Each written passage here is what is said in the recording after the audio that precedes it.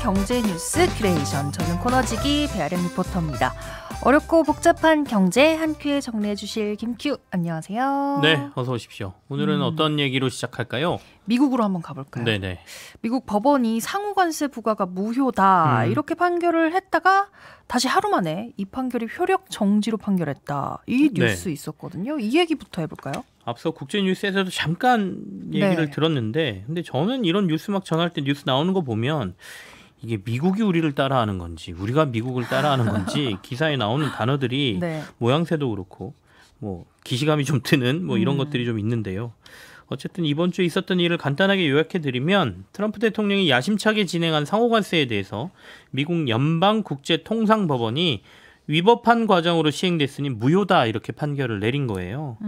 미국 헌법상 보면 관세 부과와 관련된 권한은 의회에 있다는 것이고요. 트럼프 대통령이 의회를 거치지 않고 상호관세 부과의 근거를 국제비상경제권한법 IEEPA라고 하는데요. 요걸 근거로 사용했는데, 그래서 법을 위반했다 이렇게 된 것이죠. 그래서 무효니까 결국엔 상호관세 부과하는 것 자체가 뭐 사라지는 거 뭐 이렇게 되는 판결이었는데, 그날 바로 트럼프 행정부가 항소를 했고요. 항소를 하면서 우리로 치면 효력정지 가처분 신청을 냈는데 항소법원이 이걸 다음 날 바로 받아들였습니다. 그러니까 상호관세 등을 무효로 하는 판결의 집행을 일시 중단한다 이렇게 된 거고요. 그러니까 다시 상호관세 부과할 수 있다 이런 얘기 되지 않습니까? 그러면 언제까지?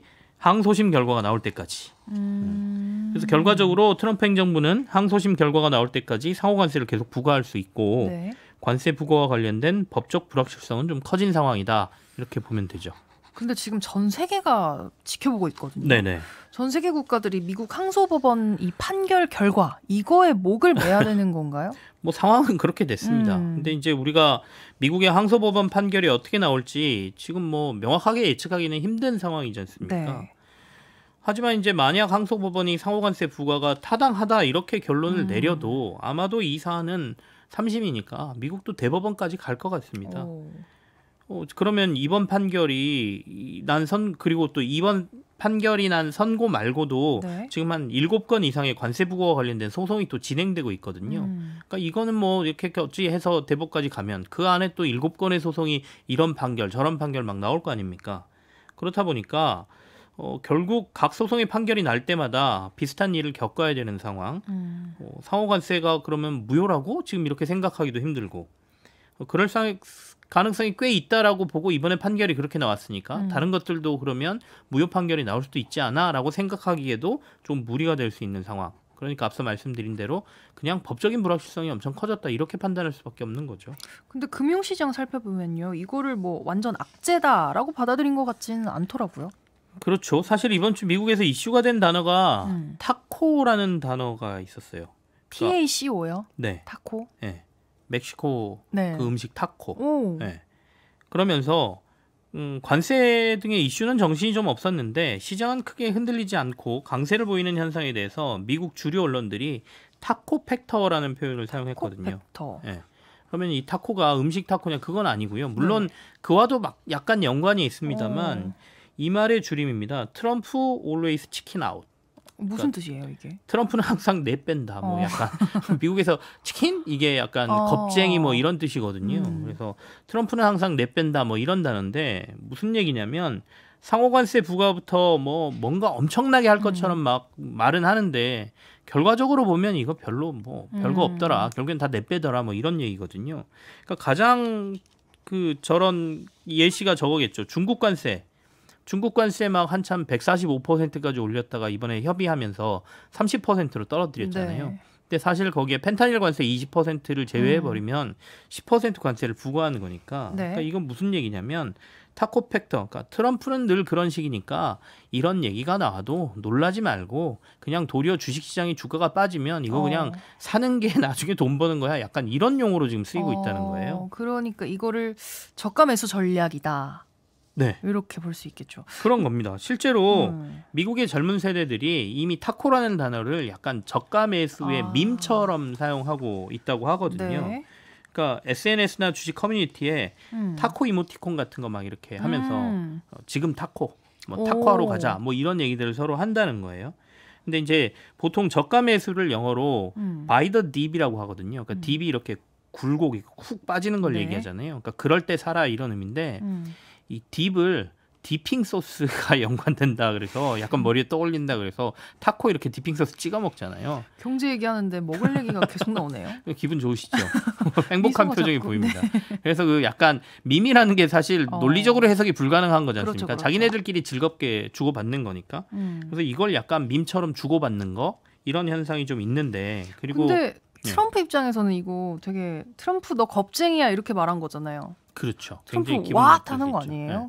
그러니까 이제 그렇게 된 거예요. 그러니까 이미 젊은 세대들은 이 타코라는 거를 약간 저가 매수의 밈처럼 사용하고 있던 걸 주류 언론에서 요걸 끌어다가 거기다 아까 말씀드린 대로 트럼프 올웨이스 치킨 아웃을 갖다 붙인 거죠. 요게 앞에 딱 떼면 타코가 되거든요. 새로 줄여가지고. 그러니까 요거를 조어로 만들어서 네. 가져와서 주류 언론에서 사용을 하니까 이제 이게 마치 트럼프가 모든 정책에서 강하게 나갔다가 결국에는 아무것도 못하고 뒤로 빠진다 이런 용어로 비꼬는 듯이 쓰이니까 말씀하신 것처럼 발끈하죠. 백악관에서 실제로 기자들이 이 타코라는 단어를 처음에 파이낸셜 타임즈에서 먼저 썼어요.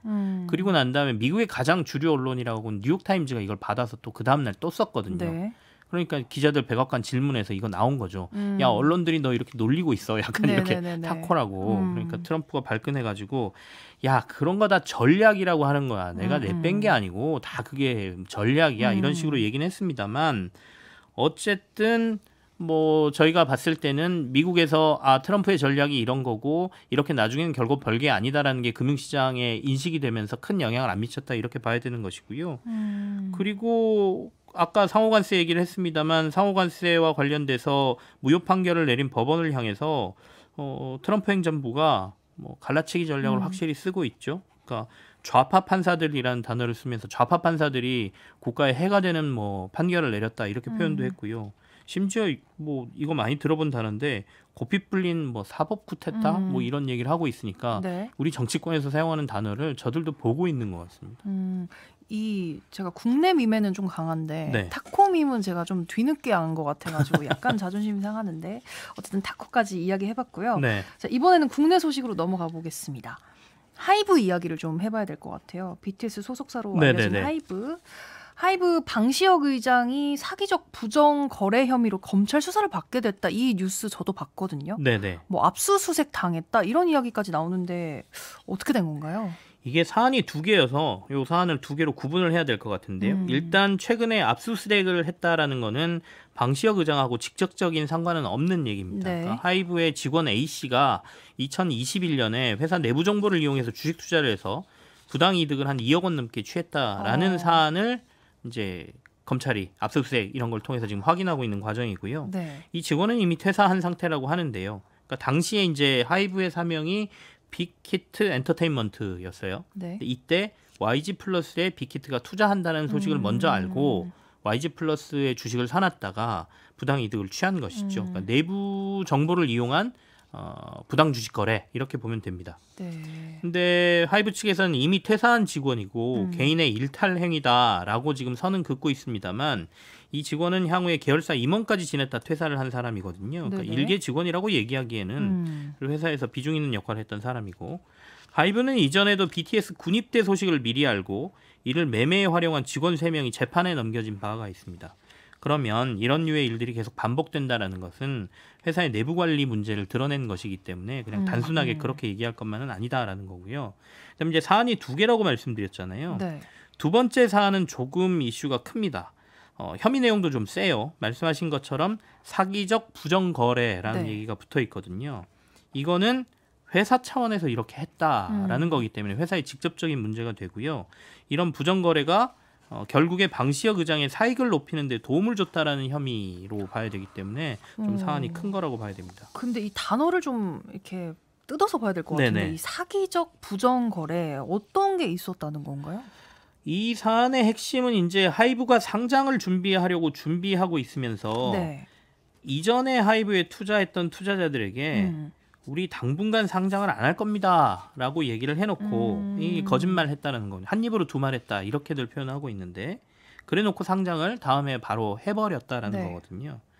이 과정에서 그러니까 이제 보통은 오래전에 그 상장하기 전에 투자한 사람들은 한 4, 5년을 보고 투자를 합니다. 그래서 4, 5년 내에 뭐 상장을 해야 된다, 뭐 이런 계약도 맺기도 하는데요. 네. 근데 이게 너무 오래 걸리면 버티다 못하고 중간에 지분을 팔고 나가기도 해요. 일부 지분을 처분해서 자기네들도 그 돈을 계속 묶어놓을 수가 없으니까요. 그렇죠. 그러니까 하이브가 결국에는 이 사람들에게는 우리 상장 당분간은 못할 것 같아요라고 얘기하는 과정에서 이 투자자들이 그러면 야 우리 버티기가 힘드니까 일부 지분을 팔아야겠어라고 하니까 그 지분을 방시혁 의장과 관련 있는 펀드에서 이걸 사들인 거죠. 그러니까 상장 전에 방시혁 의장이 이익을 올릴 수 있는 펀드가 주식의 물량을 확보하기 위해서 이들에게는 거짓말로 상장 우리 안 할 거야라고 해서 팔게 만들고 네. 이걸 사들임으로써 나중에 방시혁 의장이 돈을 많이 벌었다 이런 얘기가 됩니다. 근데 아까 말씀드린 방시혁 의장과 관련 있는 펀드라고 제가 말씀드렸잖아요. 이거는 방시혁 의장 지인이 설립한 사모펀드인데 이 펀드가 향후에 하이브 지분을 매각하게 되면 이를 통해 벌어들인 돈의 30% 정도를 방시혁 의장에게 나누는 계약이 맺어져 있었다라는 내용도 나오면서 네. 이게 결국에는 굉장히 아까 부정적 사기 거래에 해당된다라고 지금 보고 조사가 이루어지고 있고요. 실제로 사기적 부정거래 말씀. 사기적 부정거래. 네. 실제로 이 사모펀드가 하이브가 2010년 10월에 주식시장 상장했거든요. 그 이후에 주가 크게 오를 때 지분을 팔았습니다. 팔아서 이 중에 4천억 원을 방 의장에게 정산해줬다라는 그렇군요. 내용까지 지금 언론에 나와 있는 상태죠. 네. 근데 이게 지금 들은 내용대로 이게 다 팩트. 그러니까 실제라면 좀 문제가 커 보이는데. 그렇죠. 네. 이제 수사가 진행되면서 여러 가지 논란은 있겠습니다만 이 수사는 지난해 말부터 이와 관련된 수사가 있었고요. 네. 지난해 했던 수사는 앞서 말씀드린 그 방시혁 의장의 지인이 설립했다는 사모펀드와 네. 관련된 방시혁 의장과의 계약 관계. 음. 그러니까 이 펀드가 하이브의 지분을 팔고 난 다음에 이걸 30%를 방시혁 의장에게 수익을 나눠주는 게 네. 이게 정당한 거래이냐와 관련된 조사가 이루어졌어요. 네. 그러면서 회사에 대한 압수수색 과정 뭐 이런 것들이 있었거든요. 근데 이번에 또 한번 조만간 압수수색 하겠다. 뭐 너 조사해야 되겠다라고 지금 언론에 나온 얘기는 이 펀드가 지분을 취득하는 과정에서도 문제가 있었다는 거예요. 아까 제가 말씀드렸잖아요. 그러니까 일반적으로 상장이 매우 가까워진 회사들은 당장 그 주식시장에서 주식이 가장 많이 오르는 기간이 상장 막 했을 때거든요. 네네. 그러니까 그전에는 사람들이 지분을 안 팔죠.